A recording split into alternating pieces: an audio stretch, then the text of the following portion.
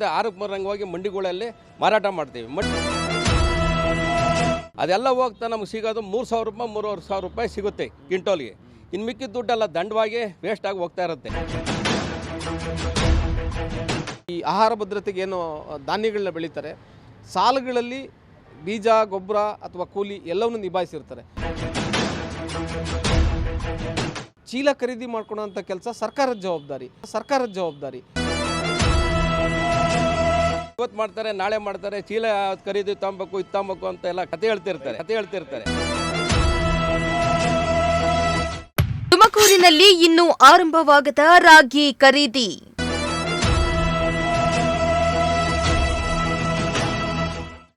ಪ್ರತಿನಿತ್ಯ ಖರೀದಿ ಕೇಂದ್ರಕ್ಕೆ ತಿರುಗಿ ಸುಸ್ತಾದ ರೈತರು.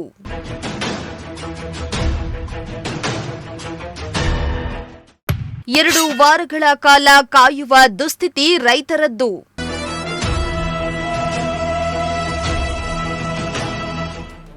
ರಾಜ್ಯದ ಹಲವು ಜಿಲ್ಲೆಗಳಲ್ಲಿ ಬೆಂಬಲ ಬೆಲೆಯಲ್ಲಿ ರಾಗಿ ಖರೀದಿ ಇನ್ನೂ ಆರಂಭವಾಗದೆ ರೈತರು ಪ್ರತಿನಿತ್ಯ ಖರೀದಿ ಕೇಂದ್ರಕ್ಕೆ ಓಡಾಡುವುದು ತಪ್ಪಿಲ್ಲ. ಇನ್ನು 2 ವಾರಗಳ ಕಾಲ ಕಾಯಬೇಕಾಗಿದ್ದು ಜನವರಿ ಅಂತ್ಯಕ್ಕೆ ಆರಂಭವಾಗುವ ಸಾಧ್ಯತೆ ಇದೆ. ಜಿಲ್ಲೆಯಲ್ಲಿ ನಿಗದಿಯಂತೆ ಜನವರಿ 1ರಿಂದ ಖರೀದಿ ಆರಂಭವಾಗಿ ಮಾರ್ಚ್ ಕೊನೆಗೆ ಮುಕ್ತಾಯವಾಗಬೇಕಾಗಿತ್ತು.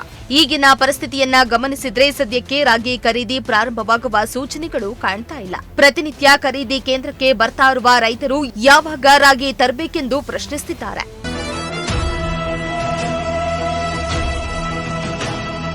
ಇನ್ನು ಪ್ರತಿ ವರ್ಷದಂತೆ ಈ ಸಲವೂ ರಾಗಿ ತುಂಬಿಸಲು ಗೋಣಿ ಚೀಲಗಳ ಕೊರತೆ ಎದುರಾಗಿರೋದ್ರಿಂದ ಖರೀದಿ ಆರಂಭಿಸಲು ತಡವಾಗಿರುವುದಕ್ಕೆ ಪ್ರಮುಖ ಕಾರಣ ಆಗಿದೆ.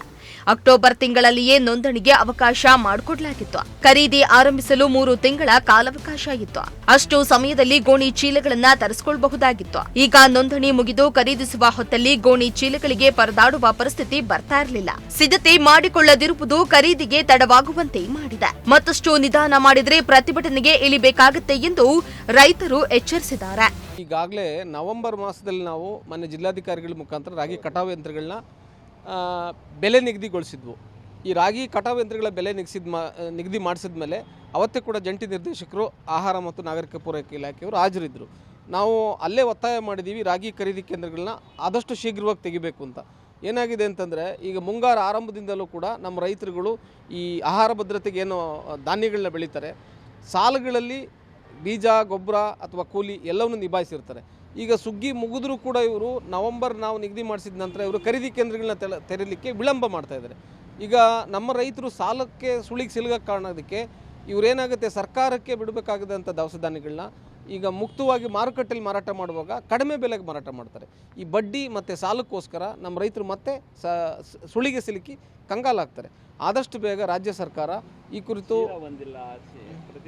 ನೋಡಿ, ಈ ಪ್ರಕ್ರಿಯೆಗೆ ನಾವು ಮನೆ ಜಿಲ್ಲಾಧಿಕಾರಿಗಳಿಗೆ ಒಂದು ಪತ್ರ ಕೂಡ ಇಟ್ಟಿದ್ದೀವಿ. ಆದಷ್ಟು ಬೇಗ ಸಭೆ ಕರೆದು ಸಂಪೂರ್ಣ ಮಾಹಿತಿನ ಒದಗಿಸಿ ಅಂತ. ಚೀಲ ಖರೀದಿ ಮಾಡ್ಕೊಳ್ಳೋಂಥ ಕೆಲಸ ಸರ್ಕಾರದ ಜವಾಬ್ದಾರಿ.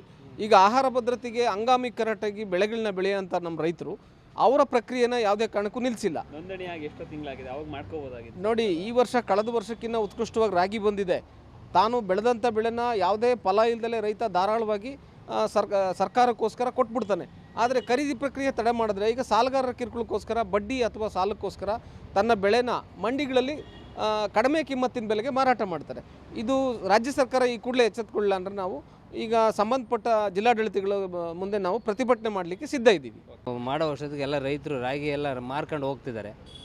6ಕ್ಕೆ 3 ಎಲ್ಲ ಮಾರ್ಕೊಂಡು ತಿಂದ್ಬಿಡ್ತಾರೆ.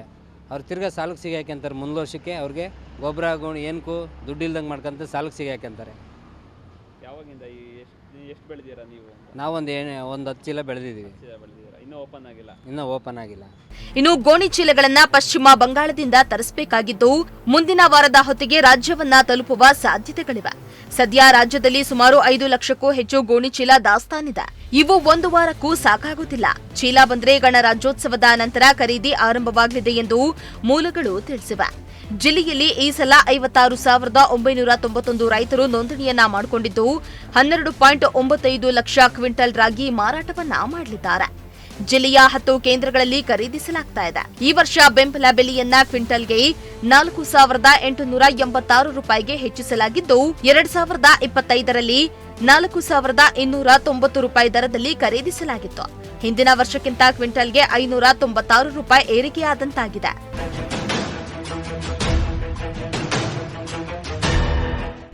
ಇನ್ನು 2025ರಲ್ಲಿ ಒಟ್ಟು 46,628 ರೈತರಿಂದ 7,36,396 ಕ್ವಿಂಟಲ್ ರಾಗಿಯನ್ನ ಖರೀದಿಸಲಾಗಿತ್ತು. ಉತ್ತಮ ಬೆಲೆ ನಿಗದಿಪಡಿಸಿರುವುದರಿಂದ ಹೆಚ್ಚಿನ ಸಂಖ್ಯೆಯ ರೈತರು ಬೆಂಬಲ ಬೆಲೆಯಲ್ಲಿ ಮಾರಾಟ ಮಾಡಲು ಮುಂದಾಗಿದ್ದಾರೆ. ಮುಕ್ತ ಮಾರುಕಟ್ಟೆಗಿಂತ ಅಧಿಕ ಬೆಲೆ ಸಿಗೋದ್ರಿಂದ ಖರೀದಿ ಕೇಂದ್ರದತ್ತ ರೈತರು ಮುಖ ಮಾಡಿದ್ದಾರೆ. ರೈತರಲ್ಲಿ ನಮ್ಮಲ್ಲಿ ಏನಾಗಿದೆ ಅಂದರೆ ಇವಾಗ ಕಾಲಕ್ಕೆ ತಕ್ಕನಾಗಿ ಇವರು ಖರೀದಿ ಕೇಂದ್ರನ ಓಪನ್ ಮಾಡಿರಲ್ಲ. ಓಪನ್ ಮಾಡಲಿಕ್ಕೆ ಕಾರಣಕ್ಕೋಸ್ಕರವಾಗಿ ಇವತ್ತು ನಾವು ಮಂಡಿಗೆ ಹೋಗ್ಬಿಟ್ಟು 6ಕ್ಕೆ 3ರಂಗೆ ರಾಗಿಗಳನ್ನ ನಾವು ಮಾರಾಟ ಮಾಡಿ ಹಬ್ಬ ಹುಣ್ಣಿಮೆಗಳಿಗೆ ನಾವು ಖರ್ಚುಗಳನ್ನ ಮಾಡೋಕ್ಕಾಗ್ತಾಯಿದೆ. ಈಗ ಸಾಲಕ್ಕೆ ಏನಾಗಿದೆ ಅಂದರೆ ಹಿಂದೆಲ್ಲ ನಾವು ಸಾಲ ಮಾಡಿಕೊಂಡು ಉಳುಮೆ ಮಾಡೋದಕ್ಕೆ ಮತ್ತು ಬೀಜ ತರೋಕ್ಕೆ ಎಲ್ಲದಕ್ಕೂ ಸಾಲಗಳು ಮಾಡಿರ್ತೀವಿ. ಆ ಸಾಲ ಮಾಡೋರ್ಗೆ ಏನಾಗ್ತಾರೆ ಅಂದ್ರೆ ಅವ್ರು ಆಲೇ ಬೆನ್ನತ್ತಾರೆ. ನಾವು ರಾಗಿ ನಮ್ಮಲ್ಲಿ ಯಾವಾಗ ಸಣ್ಣನೇ ಆಗ್ತಾ ಇರ್ತೈತೆ ಆಗಲೇ ಬೆನ್ನತ್ತಾರೆ. ಬೆನ್ನತ್ತಿದ್ದಂಗೆ ನಾವೇನು ಮಾಡ್ತೀವಿ ಅಂದರೆ 6ಕ್ಕೆ 3ರಂಗೆ ಹೋಗಿ ಮಂಡಿಗಳಲ್ಲಿ ಮಾರಾಟ ಮಾಡ್ತೀವಿ. ಮಂಡಿಯಲ್ಲಿ ಏನು ಮಾಡ್ತಾರೆ ಅಂದರೆ ತೂಕ ಮಾಡೋರು 50 kg ಎತ್ಕೊಂತಾರೆ, ಮತ್ತು ತುಂಬೋರು ಒಂದು 50 kg ಎತ್ಕೊಂತಾರೆ, ಮಂಡಿಯವರು ಕಮಿಷನ್ ಅಂತಾರೆ. ಅದೆಲ್ಲ ಹೋಗ್ತಾ ನಮ್ಗೆ ಸಿಗೋದು 3,000 ರೂಪಾಯಿ 3,500 ರೂಪಾಯಿ ಸಿಗುತ್ತೆ ಕ್ವಿಂಟೋಲ್ಗೆ. ಇನ್ನು ಮಿಕ್ಕಿದ ದುಡ್ಡೆಲ್ಲ ದಂಡವಾಗಿ ವೇಸ್ಟಾಗಿ ಹೋಗ್ತಾ ಇರುತ್ತೆ. ಇದನ್ನು ಯಾರು ಗಮನಿಸ್ತಾನೇ ಇರಲ್ಲ.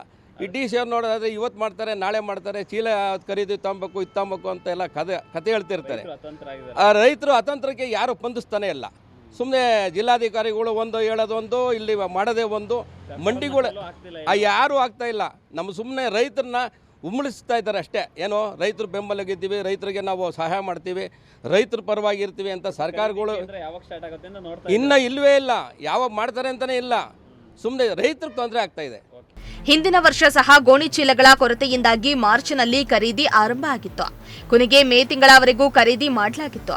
ಇದರಿಂದ ರೈತರಿಗೆ ಹಣ ನೀಡುವುದು ಕೂಡ ತಡವಾಗಿದ್ದು ಮುಂಗಾರು ಬಿತ್ತನೆ ಚಟುವಟಿಕೆಗಳ ಮೇಲೆ ಪರಿಣಾಮ ಬೀರಿತು.